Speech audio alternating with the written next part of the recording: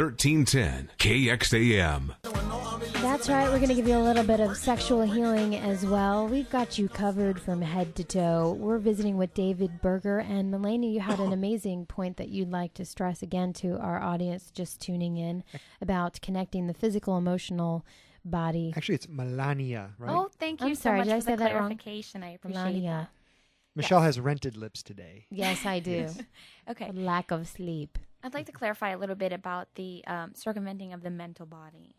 The main reason is because most people that come to David in general are there because they've tried everything else and nothing has worked, and it just makes sense. So they're in the right place at the right time. Humans in general have the blessing of intellectualizing everything. So what he does is get Or you... curse. Right. So what he does is get you out of your brain and into your body. Yeah, that's the only thing that gets me out of my body, as you were mentioning, or into it, is the pain. Because It's not necessarily pain, but what happens is pain is the body's way of saying, yo, pay attention, wake up. You're not paying attention to the emotional aspect. And if you look at feelings, okay, feelings have waves. And what happens is the emotional body, if those waves are not released, they bind up. And neuromuscular therapy is a complete and total example of that, because trigger point therapy are actually acupuncture points, and each one of these points is on a specific part of the meridian. Like neck and shoulders could deal with gallbladder and large intestine. Okay, you asked earlier about headaches. Why? Well, you have at the top of the shoulders 2 major descending gallbladder points, and you have I don't know how many gallbladder points on the head.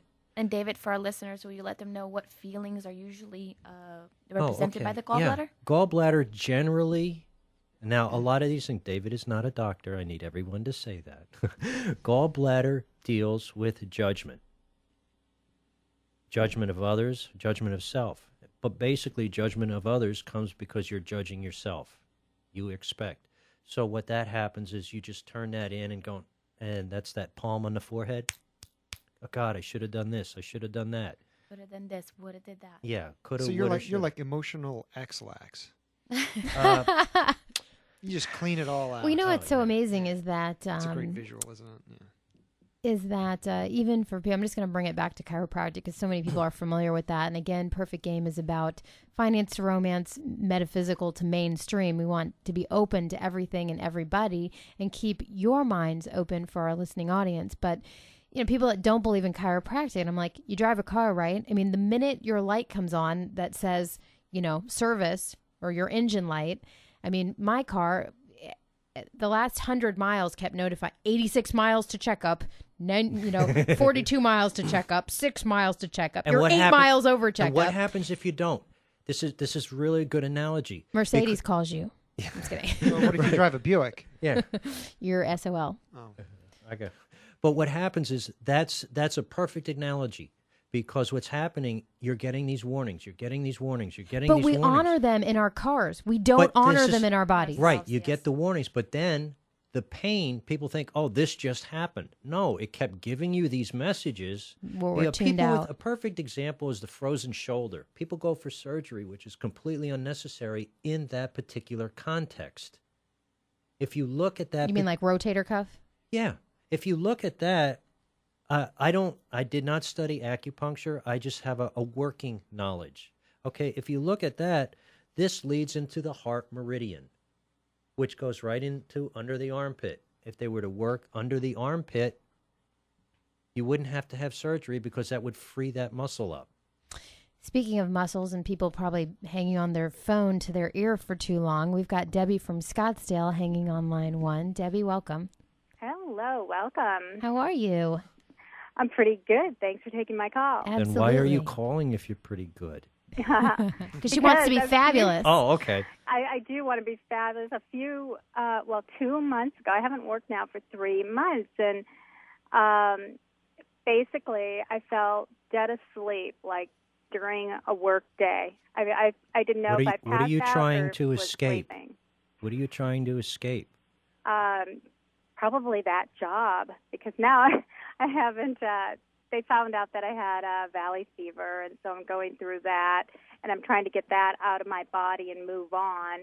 But it's been about 3 months, and so I'm working with Qigong, working with, Okay, what are you vitamins. doing? Look at the time period before you contracted that. Mm-hmm. All right? 3 months to 3 years. Everything happens in like threes. So basically, just start with like, look at about 3.5 to 4 months before. What were you going through at that point that stressed you out so much that it compromised your immune system? And he doesn't even need to hear the details. It's just No, something that it's you ju- go through in your head. So, yeah, I don't even need to know like whether you broke up with your boyfriend or your husband left you or your dog ran away with a poodle. It doesn't matter. Right. So what happened at that time period? I was traveling, and I was really, really having a good time, and then we had to quit our traveling and go back to the real world. So there you go. It was the depression. You were depressed because it had to stop. Now, feel that in your body.